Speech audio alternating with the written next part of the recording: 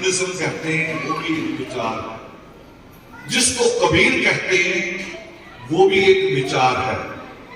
मैंने पिछले एक योगामृत में कहा, मैं कहा आपको पता कि गुरुवाणी और अमृतवाणी में क्या फर्क होता है?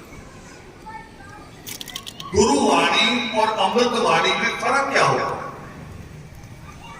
गुरुवाणी वाणी ही होती है और कुछ नहीं होती, और अमृतवाणी वो तब बनती है जब हम उसके ऊपर अमल करते हैं, फिर वो हमारे लिए अमृत हो जाता है। नहीं तो वाणी सुनो, इधर से सुनो, इधर से निकाल दो, वो वाणी रहेगी। मत्था टेकते रहो, अमल ना करो, वो वाणी रहेगी। और जब आप उस पर अमल करते हैं फिर आपका जीवन अमृत जैसा हो जाता है। वो गुरु वाणी अमृत वाणी बन जाती है। हमने छोटे से कमरे में विचार सुना, एक हफ्ते में फैसला लिया कि इस विचार को हम अपनी बस्ती में लाएंगे। एक हफ्ते बाद अपनी बस्ती में ले गए। लोग तो लंबी डेटें डालते हैं कि सोचेंगे, फैसला करेंगे, सोचा नहीं जाता। सच ये है कि जो चीज सही होती है आत्मा उसके लिए आवाज दे देती है कि ये ठीक है। स्वार्थ का चाहे कहीं ले जाए आपका दिमाग जहां मर्जी आपको ले जाए, मगर रूह कहती है कि ये चीज सही है। एक हफ्ते बाद ले आए और थोड़े दिनों बाद हमें सूचना मिली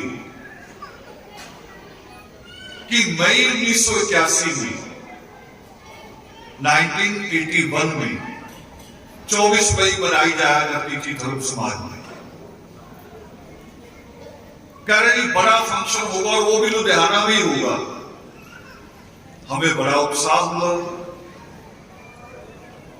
7-8 लड़के हम अपनी बस्ती के जो पढ़ रहे थे उस वक्त, उनमें एक उत्साह पैदा हुआ और आपस में हमने बात की कि ये जो पूरे देश का अधिवेशन होना है, हमें नहीं पता था कितना रश होगा। हम सोच रहे थे बहुत बड़ा रश होगा, मगर सोच बनाई कि ये जो पूरे देश के लोग आएंगे उनके सामने हमने कोई नई चीज, कोई बढ़िया चीज रखनी है। विचार हुआ। हमारे बीच में एक लड़का चित्रकार था, वो कह रहा मैं कुछ पेंटिंग बना सकता हूं। सारी सोच वहीं आ गई कि ठीक आप पेंटिंग बनाओ, और पेंटिंग सृष्टिकर्ता वाल्मीकि दयावान की बनेगी, मगर उसमें संदेश होना चाहिए। उस परमेश्वर ने जिसके हाथ में कलम है, उसने दुनिया को कहा क्या, कलम लेके लिखा क्या, ये हम बता नहीं पाए दुनिया को अभी तक। छोटी सी बातें याद है, रामायण भी पूरी याद नहीं है। रामायण का भी एक अलग हिस्सा हो गया रामलीला। अब रामलीला भी रामलीला नहीं रही। अब तो आप देखते होंगे जहां रामलीला होती, छोटा सा सीन होता है रामायण का, और फिर वो गाने वाले, डिस्को वाले, रागनी वाले आ जाते हैं, अपनी गंदगी करते हैं, और लोग उसका मजाक ज्यादा लेते हैं, उसी में आनंद लेते हैं। हालांकि अपनी बहू बेटियों के साथ बैठे होते हैं और रागनी पे उठ के झूमते भी, जिसमें 2 तरीके के अर्थ वाले शब्द कहे जाते हैं, वो भी नहीं रहा। तो हमने सोचा संदेश होना चाहिए। परमेश्वर का सबसे पहला संदेश जो हमने खोजा, पढ़ा, और हमें लगा कि ये पूरी दुनिया तक जाना चाहिए, वो था कि ऐसा सोचकर दुखी ना हो कि भाग्य का लिखा मिटाया नहीं जा सकता। बड़ी बात की हमारे सामने ये पहली बार। उससे पहले हमने भगत सिंह पढ़ा था, कार्ल मार्क्स को पढ़ा था, गोर्की को पढ़ा था, यानी उन सारे लोगों को पढ़ा था जो कहते थे कि ईश्वर नहीं है। कॉलेज में उनको पढ़ा था। आज भी मेरे पास वही उन्हीं किताबों का एक बड़ा खजाना आज भी है। हमने उनको पढ़ा था जो कह रहे थे कि नहीं है, दुनिया में दो तरह के लोग हैं, अमीर और गरीब, और ईश्वर नहीं है।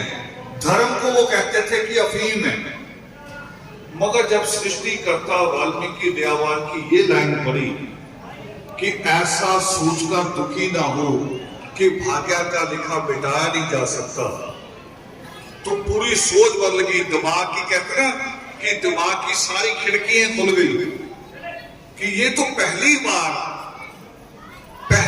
ये बात किसी धार्मिक हाथ से, किसी धर्म ग्रंथ से आ रही है। नहीं तो धर्म ग्रंथ को क्या कहते हैं सारे? वो कह रहे लाखों ही जन्म है, लाखों ही जूने हैं, और आप पिछले जन्म का जो पाप है उसकी सजा भोग रहे। मिसल आ रही बेटे इसकी, आप भी ध्यान रखें। आप पिछले जन्मों का पाप भोग रहे हैं, और ईश्वर ने आपको जो बना के भेज दिया वही रहोगे। मगर सृष्टिकर्ता वाल्मीकि दयावान क्या कह रहे हैं? वो करे नहीं, तुम जैसा चाहो अपनी किस्मत लिख सकते हो, जैसा चाहो। हमारे देश का तो इतिहास ये है, भगवानों के देश की बात कर रहा हूं, सारे भगवान यहीं पैदा हुए। आपने कभी ये सर्च नहीं किया होगा, बाकी देश में, बाकी देशों में भगवान के बच्चे पैदा हुए, भगवान के पैगंबर पैदा हुए हैं जो भगवान का संदेश आगे फैलाते हैं। मगर भारत एक ऐसा देश है जिसमें सारे भगवान पैदा हुए हैं। जैसे हमने कॉन्ट्रैक्ट ले लिया हो कि भगवान और कहीं नहीं पैदा होने देंगे, मगर इंसान पैदा नहीं होते। आप हैरान होंगे कि यहां इंसान नहीं पैदा होते, यहां जातियां पैदा होती हैं। जातियां, गांव में किसी की भी पहचान नाम से नहीं है, जातियों से है कि वो उसका है, वो उसका है, पीछे जाति लगाएंगे। और परमेश्वर ने क्या कहा? परमेश्वर ने कहा कि आप जो चाहो आप बन सकते हैं, इस गुलामी से आप मुक्त हो सकते हैं। और ये जो बेटियां बैठी हैं, बहु बेटियां, मैं आपको बताऊंगा, आप तो शायद अपने आप को ये सोच रही होंगी कि एक तो बेटी होना अपने आप में वैसे ही गुनाह है, और बेटी भी दलित समाज की बेटी होना और बड़ा गुनाह है, आप ये सोच रही होंगी। मगर मैं एक ऐसी भारत की एक ऐसी बेटी को जानता हूं जो ब्राह्मण के घर में पैदा हुई, जो ब्राह्मण के घर में पैदा हुई, और उसने इच्छा जाहिर की कि मुझे कॉलेज जाना है, तो विरोध हुआ कि तुम कॉलेज नहीं जा सकते। बहुत जिद की, थोड़ा एडवांस परिवार होगा, ज्यादा अमीर परिवार होगा, थोड़ी सी छूट मिल गई कि ठीक है कॉलेज जा सकते हो, मगर घर का कोई आदमी साथ जाएगा, साथ ले आएगा।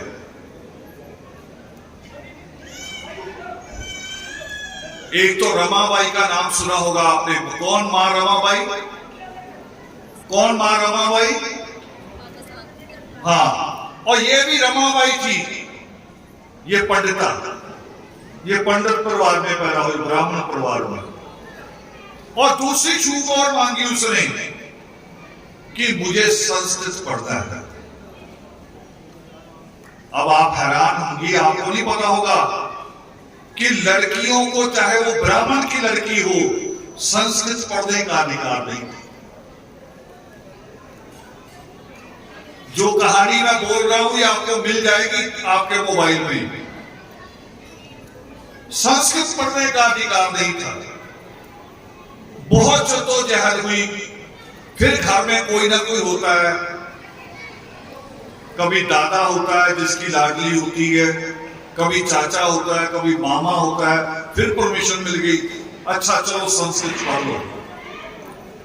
संस्कृत पढ़ी तो आगे विचार आया कि मुझे वेद पढ़ने हैं। देखिए कि मुझे वेद पढ़ने हैं, कि लड़की वेद नहीं पढ़ सकती, मगर जानते क्यों नहीं पढ़ सकती? इस पे से पर्दे हटाए बाबा साहब अम्बेडकर ने कि लड़की वेद क्यों नहीं पढ़ सकती, क्योंकि उसमें लिखा हुआ लड़कियों के खिलाफ, औरतों के खिलाफ, औरतों के जीवन में जो जैसे आदमी की दाढ़ी आती है, औरत के जीवन में जो चीजें औरत के रूप में आती हैं, उनके खिलाफ लिखा हुआ वेदों में। इसलिए लड़की नहीं पढ़ सकती। मगर जब वो पढ़ लिया उसने सारा, तब पता उसने क्या किया? उसने सबसे पहला कदम उठाया कि हिंदू धर्म का त्याग किया। वो करी, मैं तो सोचती थी कि वेद बड़े पूजनीय चीज है, लड़की को देवी कहते हैं, मगर वेदों में उसको क्या लिखा है? गाली के रूप में लिखा है लड़की को। तो ऐसा एक देश जिसमें इतना मुश्किल हो, तो उसमें हम जो आते हैं वाल्मीकि कौम से, सफाई कामगार समाज में से जो हम आते हैं, हमारे लिए तो और मुश्किल है। मगर सृष्टिकर्ता वाल्मीकि दयावान जब कहते हैं तो उसका कोई अर्थ होना चाहिए, उसका कुछ ना कुछ तो मूल्य होना चाहिए। 20वीं शताब्दी के सबसे बड़े विद्वान हुए हैं और दुनिया के विद्वानों ने जैसे होता ना विद्वान, अभी नाम लिए जा रहे थे कि प्रोफेसर सुशील आए हुए हैं, हमारे यहाँ प्रोफेसर सुरेखा सुजाता आई हुई हैं।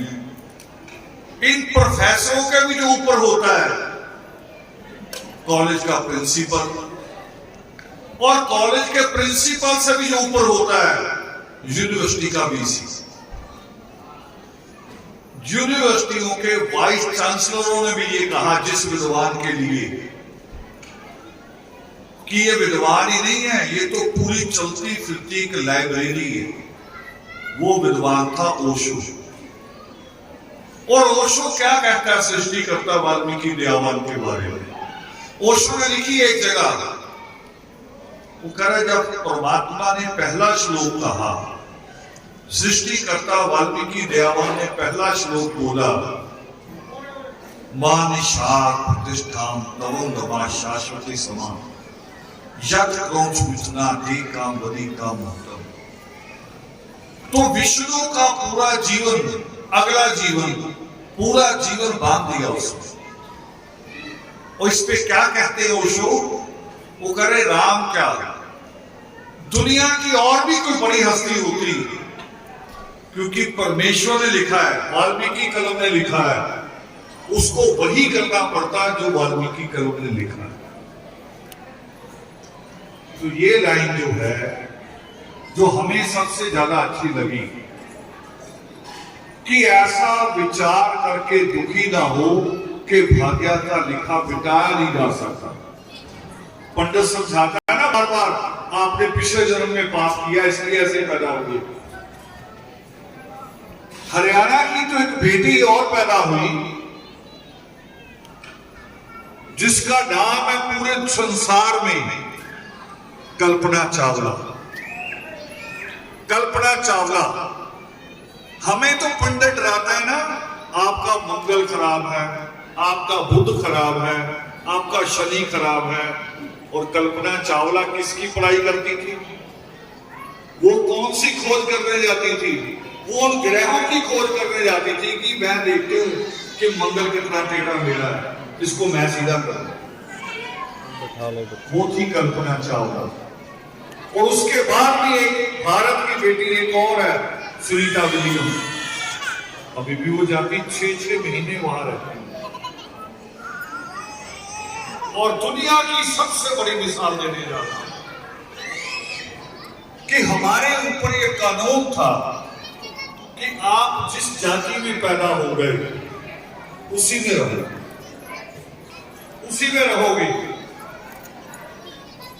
ये जो कागड़ा जी आप सुनते ना, रोज बयान आता प्रधानमंत्री का, स्किल, ये जानते स्किल के पीछे कौन सा कील है जो ठोक रहे हैं?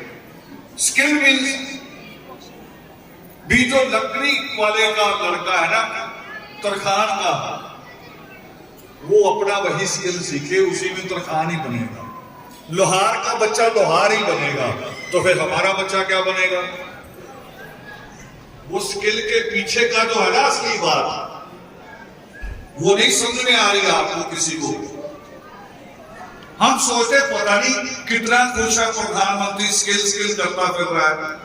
स्किल तो छोटी चीज है, उससे बड़ी डिग्री बीटेक है, बड़ी डिग्री बीटेक है, उससे स्किल से भी बड़ी, ये तो डिप्लोमे में आता है। और जब अन्ना बैठा था 2012 में आके, उस वक्त 4.5 लाख बीटेक देश में फालतू पैदा हो रहे थे, फालतू, जिनको नौकरी मिलेगी नहीं। आंकड़ा नहीं है किसी के पास, बस आपको खुश करते ही है। यहां अभी बोला किसी ने कि आपको राशन देंगे फ्री, और भी कोई चीज फ्री दे देंगे, मगर शिक्षा नहीं देंगे। क्यों? क्योंकि शिक्षा से तो आपकी ये तीसरा नेत्र खुल जाएगा। आप सवाल करने लगोगे, उनका कॉर्नर पकड़ लोगे कि हमें आपकी हरकतें पता है, आप क्या सोचते हैं। इसलिए शिक्षा की बात नहीं करेंगे। शिक्षा की कहते 100 यूनिवर्सिटी आएंगी विदेशों से, मगर ये भी तो बताओ कि 100 यूनिवर्सिटी, उनकी फीस कितने लाख होगी, ये भी तो बताओ। आप तो हमें 5-5 किलो राशन पे ला रहे हो, तो 20-20 लाख की फीस कौन भरेगा? जो भिखारी की तरह राशन खाने वाला बन गया, वो फीस कहां से भरेगा? ये होता विचार। तो सबसे बड़ी मिसाल देने जा रहा हूं दुनिया की, कि ये कानून किसके ऊपर लागू था कि झाड़ू मारने वाले का बच्चा भी झाड़ू मारेगा, गंदगी उठाने वाले का बच्चा गंदगी उठाएगा। ये किसके ऊपर लागू था? हमारे ऊपर। और हमारी ही एक मां ने, मां भीमाबाई ने अपनी कोख से 14वें बच्चे को जन्म दिया। कभी कभी पूछते हो ना आप, 4 का महत्व भी पूछते हो, विचार क्यों लगाते धर्म समाज की हर चीज में? समय भी लिखा होता 11-4, शगन भी करना 4 पे दे के करना है।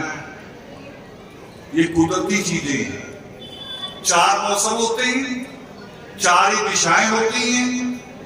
ये मेरी और आपकी बनाई हुई नहीं है, ईश्वर का है। और ईश्वर का नाम लेंगे तो उसमें अक्षर भी 4 आएंगे। वाल्मीकि लिखोगे तो व, ल, म, क, 3 मात्राएं। उन तीनों को जोड़ दोगे तो फिर 7 रंग बन जाएंगे। तो 14वां रत्न जो पैदा हुआ बाबा साहब भीमराव अम्बेडकर, उसके ऊपर भी तो वही कानून आना चाहिए था ना, कि जो जिस जाति में पैदा हुआ वो वही करेगा। मगर बाबा साहब अम्बेडकर ने क्या किया?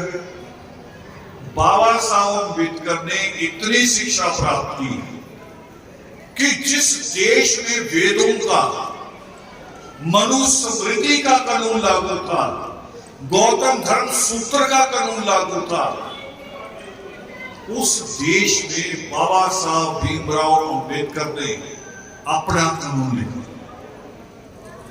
जिसके ऊपर पाबंदी थी, उसने अपनी बेड़ियां नहीं उतारी, पूरी कौम की बेड़ियां उतारी, पूरी कौम की। ये थे बाबा साहब भीमराव अम्बेडकर। और कौन सा श्लोक लागू हो रहा? वही जो सृष्टिकर्ता वाल्मीकि दयावान का हमने पढ़ा कि ऐसा सोच के दुखी ना हो कि भाग्य का लिखा मिटाया नहीं जा सकता। बाबा साहब अम्बेडकर ने मिटा दिया कि नहीं? मिटा के नहीं मिटा, मिटा दिया। हम भी मिटा सकते हैं, मगर हमें अपना पैसा बढ़िया घर बनाने पे खर्च नहीं करना होगा। रोकना होगा कि घर जैसा भी है उसी में रहेंगे। ज्यादा महंगे महंगे कपड़ों पे खर्च नहीं करना, सादे कपड़ों में जिएंगे, रोज दावतें नहीं करनी। हमारे यहाँ तो रिश्तेदार आ जाए, इतनी आपकी कमाई नहीं जितना आप एक हफ्ते में उसे खिला देंगे। 1000 रुपए से कम की एक समय का खाना नहीं होता हमारे रिश्तेदार का। बताओ झूठ बोल रहा हूं? 1000 रुपया खर्च करते हो एक दिन के खाने पे। और कौन सबसे पीछे है, जो सबसे पीछे है। और बच्चा कहे कि फीस चाहिए, बच्चा कहे कि कॉपी चाहिए, उसको कहेंगे अभी हफ्ता रुक जा। रिश्तेदार को पूरी बोतल मुर्गा खिला के भेजते हैं। और ईमानदारी से बताओ, रिश्तेदार कभी खुश हुआ आज तक? कोई रिश्तेदार खुश होते हैं कभी? रिश्तेदार कभी खुश नहीं होते। हाँ, आप दुखी हो जाओ, आप मोहताज हो जाओ, आप गरीब हो जाओ, फिर रिश्तेदार खुश हो जाते। कहेगा अच्छा अब अकल आएगी, अब सही ठिकाने पे आ गए। ये सोच बदलो, ये सोच बदलनी पड़ेगी। इसको इसलिए बदलना होगा, छोटी सी मिसाल समझ लो। अगर पड़ोसी की छत पे कूड़ा गिरा है, हम भी गिराते ना एक दूसरे की छत पे। अगर हमारी छत बड़ी होगी, चुबारा बना लिया, तो मूंगफली खाई, छिलके उधर गिरा दिया। मटर छीले, मटर नीचे ले आए, छिलके उनकी छत पे गिरा दिया। पर मुझे बताओ, अगर पड़ोसी की छत पे कूड़ा होगा तो वहां गंदगी फैलेगी? फैलेगी। गंदगी में से मच्छर मक्खी पैदा होंगे तो क्या आपके घर में नहीं आएंगे? आपके घर में आएंगे कि नहीं आएंगे? फिर इसका मतलब हमें अपने से ज्यादा पड़ोसी की छत का ख्याल रखना चाहिए कि वहां गंदगी ना हो। पड़ोसी के परिवार का ख्याल रखना होगा। पड़ोसी के बच्चे अगर पढ़े लिखे होंगे, पड़ोसी के बच्चे अगर पढ़े लिखे होंगे, समझदार होंगे, तो आपको डर होगा अपने बच्चों का। फिर आपको चिंता नहीं होगी अगर पड़ोस अच्छा होगा। अगर पड़ोसी के बच्चे बदमाश हो, पड़ोसी के बच्चे शरारती हों, तो आपको डर होगा कि नहीं होगा? तो पहली दुआ किसके लिए मांगो?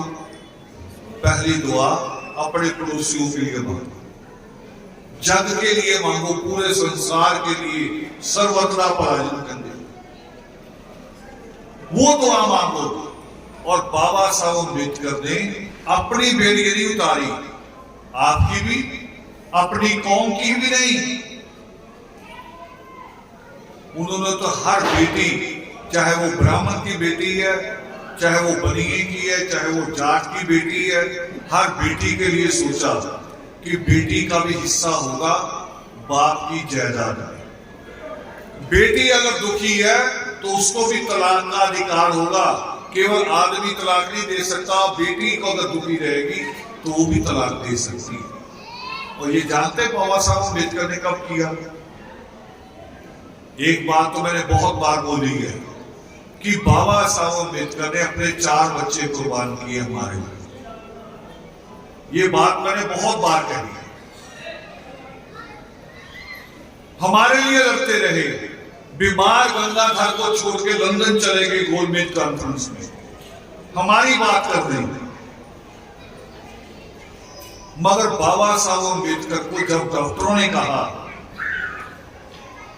1954 की बात है, 1954, डॉक्टरों ने कहा बाबा साहब अम्बेडकर को चेक करने के बाद कि आपको दवाई नहीं दी जा सकती, आपको एडमिट होना होगा। हम आपको दवाई लेके भेज देगा ये नहीं, आपकी बीमारियां बढ़ गई हैं, आपका हाई ब्लड प्रेशर भी है, बेटे पीछे बहुत आवाजें, कंट्रोल नहीं है आपके यहां, हाई ब्लड प्रेशर भी है, आपको शुगर भी है और आपको इसके लिए एडमिट होना होगा। तो बाबा साहब अम्बेडकर ने क्या जवाब दिया? और ये जवाब मुंह जुबानी नहीं है, बाबा साहब अम्बेडकर ने ये जवाब लिखकर बाबा साहब अम्बेडकर ने प्रधानमंत्री के नाम लेटर भेजी, जवाहरलाल नेहरू के नाम, कि मेरे डॉक्टरों ने मुझे कहा है कि आप एडमिट हो जाओ, मगर मैं एडमिट होने से पहले लड़कियों के अधिकारों का कानून बनाना चाहता हूं। ये बाबा साहब अम्बेडकर की लिखी हुई लेटर है और भारत सरकार के रिकॉर्ड में, वो रिकॉर्ड का हिस्सा है।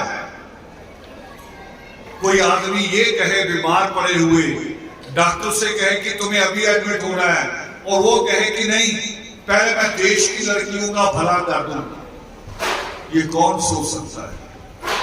ये बाबा साहब अम्बेडकर ही सोच सकता है।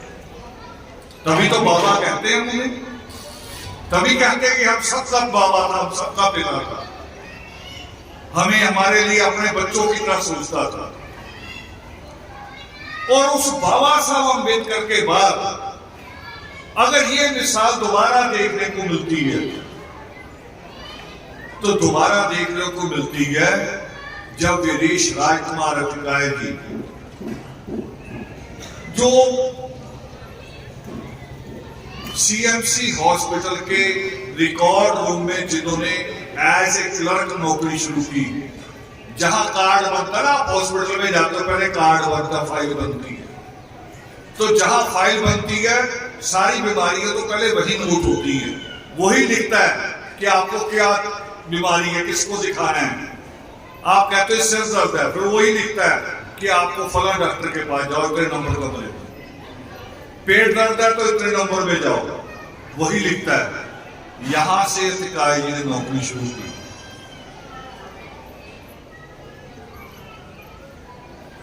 और प्रमोशन होने के बाद, अफसर बनने के बाद रिजाइन किया। जब ये काम बढ़ गया, जब ये टूर बढ़ गए, ये टूर जब बढ़े तब रिजाइन कर दिया उस नौकरी से। और शादी से पहले लोग तो शादी का भी इंतजार करते हैं कि नौकरी नहीं होगी तो फिर शादी कैसे होगी, मगर काम बढ़ा तो रिजाइन कर दिया। तो सोचो, जो खुद अपने हाथ से लिखता हो कि इस बीमारी के लिए इस डॉक्टर के पास जाना पड़ेगा, उसे नहीं पता होगा कि मुझे क्या होगा, उसे भी पता था। और इतना पता था कि उसने आए हुए साथियों से कहना शुरू किया।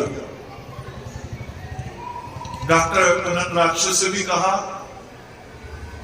विक्रम अछूत जी से भी कहा, उनकी वीरांगी साथ थी गोमती, उनसे भी कहा, सुखचैन से भी कहा, सबसे कहा, लुधियाना के साथियों से भी कहा कि रावल साहब से कहो कि कौम के साथ वादा किया हुआ हमने कि हम एक ट्रेनिंग सेंटर बनाएंगे, हमने एक रिसर्च सेंटर बनाना है। ट्रेनिंग सेंटर किस चीज का? ये जो अभी हम हैं, कैसे हैं? किसी को भी देखते हैं भी चलो दीक्षा ली है, तुम यहां खड़े हो जाओ। उसे समझाया आपने कुछ नहीं, बस उसे कहा यहां ख्याल रखो, खड़े हो जाओ। अचानक मैसेज आता है कोरोना में कि कोरोना है, पूरे देश में गाड़ियां ट्रेनें सब कुछ बंद है, मगर हमारे यहां किसी की डेथ हो गई है और हमने वो पार्ट रखना है। बैठ जाओ, आप लोग खड़े हैं, फिर साइड हो जाते हैं। पार्ट रखना है और हम किसी ऐसे की ड्यूटी लगा देते हैं कि दीक्षा ली हुई है, नित्रे माता है, अच्छा जाओ पाठ करेगा। मगर गुरुद्वारे में जो पाठ करता है, जानते उसका क्या होता है काम? 3 साल का कोर्स है उसका पाठी बनने का। जो पादरी बनता है, पादरी बनने के स्कूल कॉलेज है, हमारा कुछ भी नहीं, हम तो ऐसे ही काम चला रहे हैं। ये एक ट्रेनिंग सेंटर, एक पूरा कॉलेज, जहां से हमारे लोग जन्म से लेकर मृत्यु तक और दूसरा हमारे जो अनंत है, वाल्मीकि अनंत, बुरी हालत में है। वाल्मीकि अनंत, क्या उनकी हालत क्या है? या तो हमारे मंदिरों में बच्चे खेलते मिलेंगे, या कोई बुजुर्ग ताश खेलते मिलेंगे। देखो मंदिरों में ताश खेलने वाले भी मिल जाएंगे। और हरियाणा का तो एक बड़ा मशहूर नाम है, हरियाणा का गुड़गांवा। वाल्मीकि तीर्थ जाओ ना जाओ, गुड़गांवा जरूर जाएंगे। कह रहे कि वो पाथरी के यहां जरूर जाना है, बच्चा चढ़ा के आना है। हमारे यहां तो एक डॉक्टर बेचारा डर गया, उसको नहीं पता था कि बच्चा बुच्चा क्या होता है। एक आदमी रात को तड़पते हुए, पेट में दर्द हो रहा था, बहुत ज्यादा चीख रहा था, उसको उठा के डॉक्टर के पास ले गए। लुधियाना की बात बता रहा हूं। अब डॉक्टर जाते ही पूछता भी खाया क्या? कह रहा जी खून पिया था। है डॉक्टर खून? अरे इस दुनिया में तो कोई खून पीता है? डॉक्टर ने कहा किसका खून पिया? बच्चे का। डॉक्टर ने काम ही छोड़ दिया, कह रहा पुलिस केस है, पुलिस बुलाओ। देखो अजीब कौम है, इंसान ही नहीं बन रहे।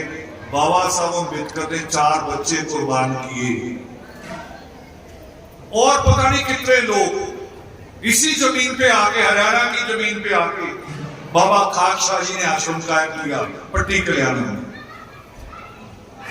दिल्ली में आश्रम बनाया उन्होंने, प्रताप बाग में। यूपी में जाके आश्रम बनाया थे। वो लाहौर में पैदा हुए, मगर लाहौर की चिंता उन्होंने छोड़ दी, सीतापुर गए, लखनऊ के पास आश्रम स्थापित किया। हम फिर भी सुधर नहीं रहे, हम अजीबो गरीब वहां जाते गुड़गांवा। और जानते जब भगत यहां आपके यहां भजन लाल सरकार बनी, तो उन्होंने आदेश जारी किया कि जीव हत्या नहीं होगी। आप मंदिर आ सकते हो, प्रसाद चढ़ा सकते हो, मगर जानवर नहीं मारोगे। बोर्ड लगा हुआ वहां। हमारे लोग इतने बेईमान हैं, इतने भ्रष्ट हैं। और किसने किए? जिनको आप कहते सियाने, जिनको आप कहते भगत, वो सबसे बेईमान नस्ल है जो आपकी कमाई पे पलती है। ऐसे किसी के घर में आके कहेंगे तेरे घर चुड़ैल है, तेरे घर डायन है। अब मैं इसको हल करूंगा अभी। अब गुड़गांवा जाके क्या कर रही मेरी कौम? देवी के मंदिर में मना है सुअर काटना, उसके सामने वाल्मीकि मंदिर है। सुअर वाल्मीकि मंदिर में काटेंगे, मुंह देवी की तरफ करेंगे, कह रहे उसके नाम। इतनी बेईमान कौम हो सकती है तो उसका भला होगा? हो ही नहीं सकती। सृष्टिकर्ता वाल्मीकि दयावान का जो मैंने पहला श्लोक बोला, वो कहा हुआ था जब विष्णु ने क्रौंच को मारा, एक पक्षी। उन्होंने कहा पक्षी को भी क्यों मारा? तब वो पहला श्लोक आया था। वो हम रोज जानवर काट रहे हैं, और जानवर काटते काटते कई दुनिया में ऐसे लोग भी हैं, ये शुक्र है कि मेरी कौम में नहीं है, मगर है दूसरे लोग जो कभी कभी इंसान का बच्चा पकड़ के भी मार देते। आती ना खबरें ऐसी भी कि देवी को चढ़ा दिया, और देवी के नाम पे। और अब आपको हल कर देता हूं। हरियाणा में लड़कियों की शादी जब होती है, कह रहे देवी साज जाएगा। होता कि नहीं होता? बताना मुझे।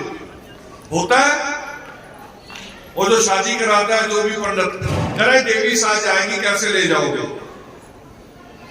हमारे एक साथी थे पटियाला के, जींद में उसकी शादी हुई, मुकेश रावल। विचार सीख गए थे, दिमाग की खिड़कियां खुल चुकी थी। उसकी जब शादी हुई, कह रहे जी देवी जाएगी, कैसे ले जाओगे? तो पंजाब में वो रिवाज होता है, लड़का जब दूल्हा चलता है वो तलवार लेके चलते, उसे तलवार निकाली, कह रहा जी ऐसे ले जाऊंगा। वो कह रहे शायद इसने सुना नहीं। वो कह रहे नहीं नहीं तलवार रख, देवी देवी जाएगी साथ, कैसे ले जाओगे? वो कह रहा क्या तो रहा हूं, कार लाया हूं, या उसमें ले जाऊंगा, नहीं जाएगा तो कैसे ले जाऊंगा? बताओ कैसे ले जाऊंगा? वो कह रहे लड़का पागल है। आपको भी लग रहा होगा, कह रहे लड़का पागल है।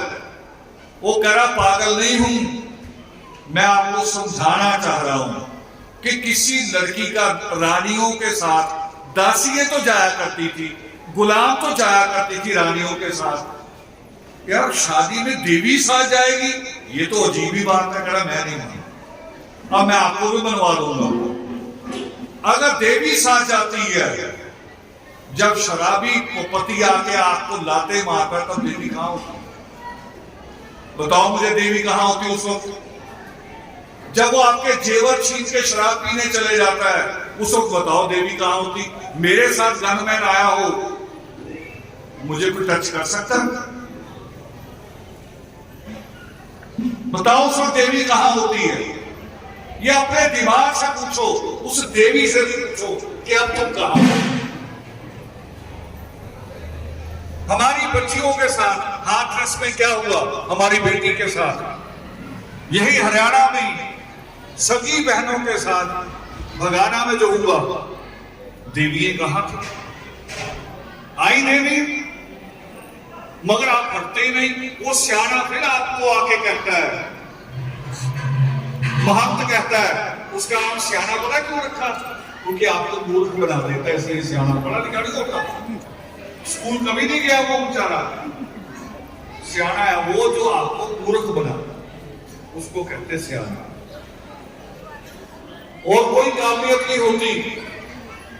और भी चीजें देखना कभी, मैंने बहुत जगह की नोट की, यही हरियाणा की धरती पे मैं था, सिरसा में। सिरसा में पहला प्रोग्राम था हमारा, हमने सच के सौदे से शुरू किया कि सच का सौदा बेचा जाता है। सच का तो सौदा होता ही नहीं, सच को ना कोई बेच सकता है, ना कोई काट सकता है। करते करते हम अपने महंतों पे आ गए। उस बस्ती में भी कोई महंत होगा, और सुबह वो महंत आ गया, जहां रुके हुए थे वहां आ गया। घर के लोग डर गए, वो कह रहे शायद लड़ने आया। रात महंतों पे कुछ ज्यादा ही बोल दिया, अब वो लड़ने आया। मुझे जगाया गया, कह रहे नहीं वो महंत जी आए हैं। मैं क्यों, वो क्यों आए हैं? कह रहे पता नहीं, शायद रात आपने महंतों पे बोला, सियानों पे, वो भगत आ गया लड़ने। चलो मैं कोई नहीं, बिठाओ, मैं ब्रश व्रश कर लूं, फिर मिलता हूं। जब उसे बुलाया, वो उसने कमरे की चौखट पारनी की। अगर सिरसा के लोग यहां बैठे हो या सिरसा का कभी नंबर हो तो पूछ लेना, चंडीगढ़ या मोहल्ले की बात है। उसने चौखट भी पारनी की, सीधा लंबा लेट गया और रोने लगा। घर के लोग तो और घबरा गए, उस वजह से लड़ने आया है, ये तो लेट के चीख रहा है। वो उठाने लगे, मैं कहा नहीं उठाना नहीं, ये इसके बरसों के आंसू हैं, कई बरसों का पाप है जो निकल रहा है, निकलने दो, करे पूरा आ जाने दो। निकल गया, फिर उसे उठाया, बिठाया, हाँ बता। कह रहा नहीं, वो जो रात आपने कहा वही सच है। सच क्या है समझ लो। मुझे एक आदमी ने फौज में भर्ती करने की दलाली करता है, उसने बताया, और यही भक्तों का सच है। मैं कहा तू फौज में भर्ती कैसे कराता है? तू कोई ना पढ़ा लिखा, ना तेरा कोई परिवार का अफसर आदमी, तू भर्ती कैसे कराता है? कह रहा जी मैं कहां भर्ती कराता, मेरा घर बस आर्मी के पास है, जहां लोग भर्ती होने आते हैं, मेरा घर उसके पास है। जब लड़के आते हैं तो मैं दूर से देख लेता हूं, डील डॉल, भाग दौड़, तो समझ लेता हूं कि ये भर्ती हो सकता है, इसको नहीं को रोक सकता। मैं अभी भी बात कर रहा था, हरियाणा के बच्चे कमर पे रस्सा बांध के पीछे टायर फेंक के दौड़ते हुए मिलेंगे आपको सड़कों पे।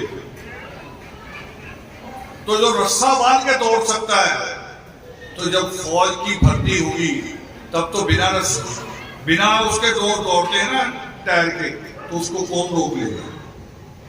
वो कह रहे मैं ऐसे ही छांट लेता हूं और मैं ऐसे ही बात भी कर लेता हूं चाय की दुकान पे बैठ के, कह रहा 8-10 लोगों के पैसे पकड़ लेता हूं, उसमें 2-3 लग जाते हैं, उनके रख लेता हूं, बाकी को वापस कर देता हूं। ना कोई झगड़ा ना फसाद, लग गए अपने आप नाम मेरा हो जाता है।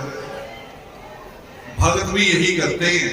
उस भक्त ने भी हमें यही बताया, कह रहा जी लोगों को कुछ पता नहीं है, लोग तो देखते हैं कि जब लोग डब्बे लेके आते ना मेरे घर फ्रूट का टोकरा, लोगों को वो दिखाई देता है, पर इनको ये नहीं पता कि मेरे पास तो 100 आदमी आया था, मैंने 100 को कह दिया लड़का होगा लड़का होगा लड़का होगा, हुए 10 के, 90 तो आए नहीं, लड़ने आते नहीं, मगर जिन 10 के हुए वो टोकरा उठा के ले आते, सबको वो 10 दिखाई देते हैं, 90 तो आए नहीं, वो किसको पता जो आए नहीं। करा सच ही है। और जानते उसके अपने लड़का कैसे था, जो उसके औलाद पैदा हुई थी ना, वो ना लड़का था ना लड़की, ना लड़का था ना लड़की थी, जो उसका अपना बच्चा था, इसलिए रोया वो, कह रहा दुनिया को मैं ईश्वर के नाम पे पाप कर रहा था, इसलिए मैंने ये भोगा, इसलिए मुझे सजा मिली, और उस दिन के बाद वो छोड़ गया। और मिसाल दे रहा हूं एक, और बता रहा हूं आपको, हमारी दादी भी किया करती थी। हमारी दादी ये कहती थी कि तुम्हारी एक बड़ी दादी थी, यानी हमारी दादी की शादी हुई थी, दूसरी दादी बन के आई थी, पहले जो कोई दादी रही होगी वो पहले बच्चे के जन्म पर उसकी मृत्यु होगी, दादा ने दूसरी शादी कर ली, मगर जब वो आई, जैसे आप लोगों में वहम है, गांव में कोई मर जाए ना तो उनके घर से नजदीक से निकलेंगे नहीं रात को, बड़ा अजीब बात है। तो हमारी दादी के दिमाग में भी यही डाला हुआ था कि तेरे से पहले वो थी और वो यही है। तो हमारी दादी ने हमें क्या सिखाया, सुबह उठते करें ऐसे कर दिया करो, इधर किसी कोने में भी बड़ी दादी है, हम भी मानते थे कि बड़ी दादी है। एक दिन शादी में जाने लगे, दादी सब जगह ताले लगा दी, सारे कमरों को, अलमारी को भी, कमरे को भी। हमने कहा ये क्या, कह रही शादी में जा रहे, घर खुला छोड़ के थोड़ी जाएंगे। मैं कहा जब दादी है बड़ी तो ताले की क्या जरूरत है, खुद ही चिपट जाएगी तो आएगा, होगा कि नहीं होगा। अगर चुड़ैल होती, डायन होती, बड़ा रिवाज है यूपी में, औरतों को डायन कह के मार देते हैं, यार डायन अगर हो तो तुम उसे कैसे मार सकते हो, वो तुम्हें मारेगी। ये बदला लेने का तरीका है, मूर्ख बनाने का तरीका है। हम इसी सोचने से पैदा हुए, अतिकाय जी इसी सोच के सिपाही थे, उनको नहीं मैंने कहा, मगर जब वो चित्र प्रदर्शनी बनी 1981 की जो मई में लगाई गई, जब वो प्रदर्शनी बनी तो फिर दूसरा ख्याल आया कि ये चित्र तो बना लिए, मगर लोग आएंगे देखेंगे चल जाएंगे, देखेंगे ये तो लिखी हुई ना रहने साथ साथ, अब एकलव्य का चित्र लगाएंगे, बबरीक का चित्र लगाएंगे, लोगों को क्या पता बबरीक कौन है, ये कौन बताएगा। फिर उसके ऊपर सारी स्टोरी बनाई गई, चित्रों के नंबर कि एक नंबर पे कौन सा चित्र लगेगा। ऐसे एक हॉल बनाया गया, उसके 2 गेट छोटे रखे गए, छोटा गेट, 10 आदमी अंदर आएंगे, उनको एक गाइड साथ चलेगा, बताएगा कि ये चित्र क्या है, बाबा साहब अम्बेडकर कौन है। ये 1981 में धर्म समाज ने पहली बार कहा लोगों से कि बाबा साहब अम्बेडकर बाल विक्रम थे। ये धर्म समाज ने कहा 1981 में कि बाबा साहब अम्बेडकर जिस महार जाति से आते हैं वो सफाई पेशा है, ये धर्म समाज ने कहा। और 1981 की उस प्रदर्शनी का गाइड जो थे, गाइड मतलब जो प्रचारक थे, समझाते थे एक एक चित्र पे, उसमें सबसे कम उम्र का प्रचारक जानते कौन था? 1981 में, जो 1968 में पैदा हुआ था। 1968 में पैदा हुआ, 1981 में उसकी उम्र कितनी होगी? कितनी बनी? 13 साल। 13 साल का प्रचारक जानते कौन था? वीरेश राजकुमार। प्रतिकाय बनना बहुत मुश्किल है। उसको कहना, उसके कामों को कहना बहुत मुश्किल है। 13 साल का प्रचारक बना। इसलिए मैं कहता हूं कि मैंने नहीं उसे कहा कि तू यहां छोड़। जब उसने नौकरी छोड़ी, मैंने नहीं कहा नौकरी छोड़। उसे लगा भी काम ज्यादा है, नौकरी छोड़नी पड़ेगी। हमें यूपी भी जाना है, हमें मध्य प्रदेश भी जाना है, हमें राजस्थान भी जाना है, हमें JNK भी जाना है। उसने नौकरी छोड़ी। वो अधिकारी बनना बहुत मुश्किल है, मगर नामुमकिन नहीं है। प्रोग्राम बहुत लंबा खिंच गया, तो एक बात लास्ट मैंने कहनी है। लास्ट बात ये कि मैं बीच में जिक्र कर रहा था प्रतिकाय जी के सपने का, जिसने एक एक आदमी से कहा कि मुझे पता मेरी बीमारी क्या है और इसका इलाज कोई नहीं, इसलिए वो पैसा मेरे ऊपर खर्च ना करो। ट्रेनिंग सेंटर खोलना है, पूरा कॉलेज जितना, और सब सेंटर बनना है, 4-5 मंजिल की पूरी लाइब्रेरी और उसमें स्टडी रूम, रुकने के कमरे, उसका ऑफिस, उसकी मेंटेनेंस, सारा कुछ। कई 100 करोड़ रुपए का काम है। उसने बार बार ये कहा, बाबा साहब अम्बेडकर की तरह, जो बाबा साहब अम्बेडकर ने कहा था ना नेहरू को लेटर लिख के कि मैं हॉस्पिटल बाद में जाऊंगा, पहले देश की, पूरे देश की बेटियों के लिए काम करना। वही वीरेश राजकुमार अधिकारी कह रहे थे कि कौम के साथ वादा किया, झूठे नहीं पड़ना, पहले उसका बयाना दिया। तो अब मैं दोबारा दोहरा रहा हूं, हमने वो वादा पूरा करने की कोशिश की है। जमीन देख ली है और जमीन का जो एडवांस पैसा दिया जाता है, 1/4 हिस्सा वो दे दिया, मगर अभी कई करोड़ रुपए का सिर्फ के ऊपर बोझ है। 2 करोड़ रुपए का बोझ तो सिर्फ 2-3 महीने के अंदर पूरा करना है। 2 महीने में 15 दिन ये बचे हैं, 30 दिन अगले, 1.5 महीने। और ये बात मैंने 8 तारीख को भी दोहराई थी, और ये बात मैं आज फिर दोहरा रहा हूं। और इस बात को सुनने के बाद आप फिर इंतजार में रहते हैं कि मैं आपके घर घर आके बात करूं। फिर अतिकाय के लिए फिक्र करना, अतिकाय के लिए अपनी आंख को नम करना, तो ये गलत है कि अगर आप इस इंतजार में हैं बार बार कि मैं आपके आकर आपको मनाऊं।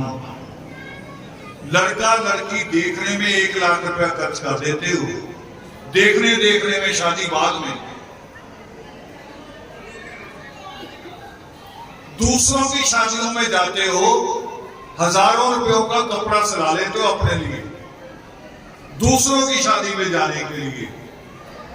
और ये तो कौम की बुनियाद बननी है, बुनियाद जहां से कौम ने अपने प्रचारक पैदा करने हैं, जहां से कौम ने अपने विद्वान पैदा करने हैं, जहां से कौम का इतिहास के ऊपर खोज होनी है, जहां से पावन योग और रामायण का जो नगेश भट्ट कहते हैं कि 100 करोड़ श्लोक था, वो खोज वहां से होनी है। आज तो 24,000 श्लोक मिलते हैं, करोड़ भी नहीं, लाख भी नहीं, उसका बहुत छोटा सा हिस्सा मिलता है। वो खोज केंद्र जहां पर हमारे बच्चे विद्वान बने और वहां आके खोज करें। उस सपने को पूरा करने के लिए मेरा अपने घर आने का इंतजार ना करो, खुद अपना हिस्सा कहो कि हमारा हिस्सा ये है, और वो हिस्सा आपका उससे बड़ा होना चाहिए जितना बड़ा आप करते ना कि अब लड़के की शादी करनी है, कमरा जरूर अलग होना चाहिए। कितने का बनता आज एक कमरा? लाखों रुपयों में एक कमरा बनता है। उतना हिस्सा तो आपका होना चाहिए। और ये तो पता नहीं सैकड़ों कमरे बनने उस आश्रम में, क्लासरूम बनने हैं, लाइब्रेरी बननी है, और कोशिश करेंगे कि हमारा योगिमा पर्व भी वहीं से हो, दूसरी जगह से नहीं, किसी अनाज मंडी से नहीं, अपनी जमीन से हो। लाखों रुपया टेंट को देते हैं, अपनी जमीन पे करेंगे तो धीरे धीरे जो बनेगा अपना बनेगा, वो पैसा टेंट को नहीं जाएगा, धीरे धीरे अपना बनेगा। तो वो काम करना है। और दो हदायतें हैं मेरी एक आप लोगों को। आप सारे लोग, अब तो मैं छोटे बच्चों को देखता हूं बड़ा मोबाइल पकड़ के आते हैं, मगर मोबाइल पकड़ना नहीं आया, मोबाइल पकड़ना नहीं आता। ऐसे बनाई हुई फिल्म बेकार होती, जो फिल्म बनेगी ऐसे बनाओगे बेकार हो, फिल्म ऐसे बनती है। बताओ आपका टीवी ऐसे होता है कि ऐसे होता है? कैसे होता है? और आप सारे ऐसे बनाते हो फिल्म। फोटो ले सकते हो ऐसे, मगर फिल्म वीडियो नहीं ऐसे बनता है, वीडियो ऐसे बनता है। एक दूसरी बात और नोट कर लो, क्योंकि मुझे साथ साथ ही काम करने हैं सारे। मंच संचालन जब करो या मंच संचालक को किसी का नाम देने जाओ, तो नाम उसके पद के अनुसार और उसका नाम पूरा तदमीज से लिख के दो पूरा। जिसको मंच पे बुलाओ उसका नाम पूरे अदब से बुलाया जाए। आधे अधूरे नाम बोलना ये केवल बोलने वाले की नहीं मिस्टेक गिनी जाएगी, इस मिशन की गलती मानी जाएगी कि इस मिशन को अदब से बात भी नहीं करनी आती। पूरा नाम लिखो, मैंने बार बार कहता हूं, ये 8 तारीख को भी गलतियां हुई हैं। हमने उसने एक टीचर लगाया था, टीचर ने अपना टीचर लगा दिया बॉस। मैं और खुश हो गया कि बहुत बड़ा आदमी लगा जिसकी किताबें पढ़ाई जाती हैं, मगर हुआ क्या, नाम इतने बेरुखे नाम बोले गए जिन नामों का तो मतलब ही नहीं बनता था कि ऐसे नाम दिए जाते।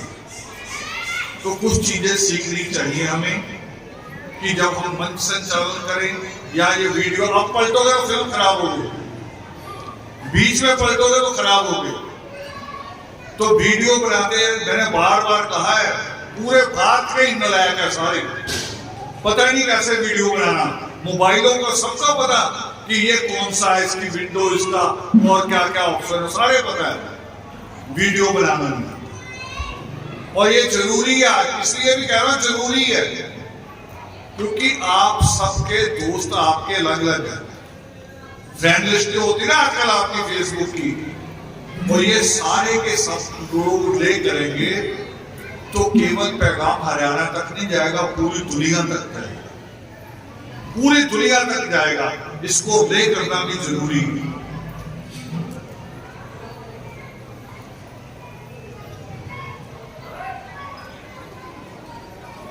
दूसरा लास्ट हदायत एक और कि मीटिंग की बात हो रही है बार बार कि अतिकाय जी के जाने के बाद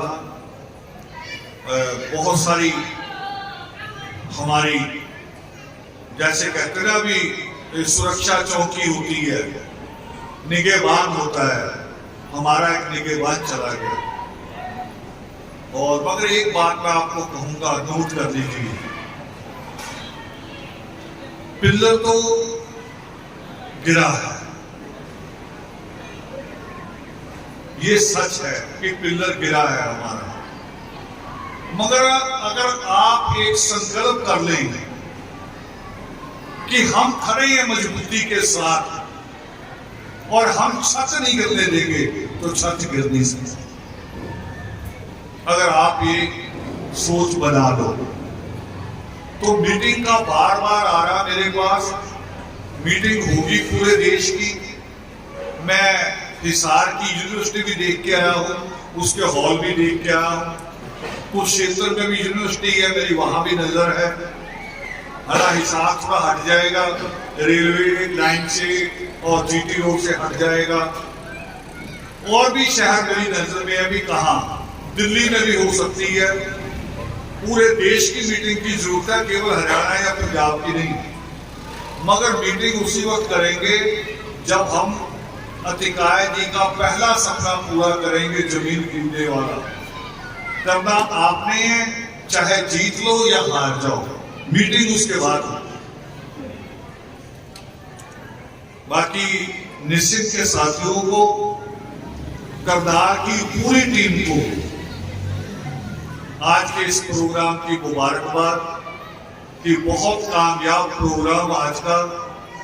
कहा था इन्होंने कि 100 गांव का दौरा करेंगे, प्रशासक जी बार बार कह रहे थे।